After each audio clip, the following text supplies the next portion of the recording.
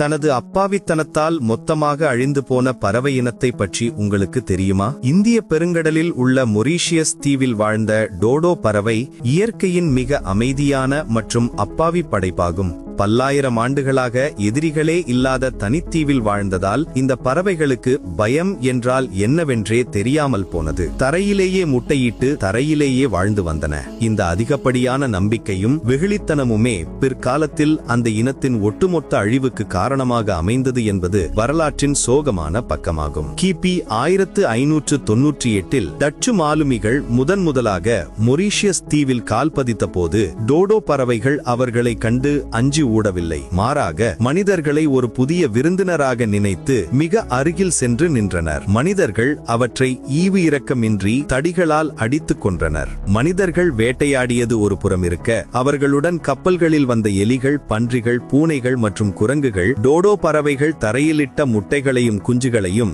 இந்த விலங்குகள் தின்றும் மிதித்தும் அழித்தன. மனிதர்கள் அந்த தீவை கண்டுபிடித்த 100 ஆண்டுகளுக்குள்ளாகவே அந்த இனம் பூமியை விட்டு மொத்தமாக துடை தெரியப்பட்டது. இன்று அருங்காட்சியகங்களில் இருக்கும் எலும்புக்கூடுகள் மட்டுமே அவற்றின் சாட்சியாக உள்ளன.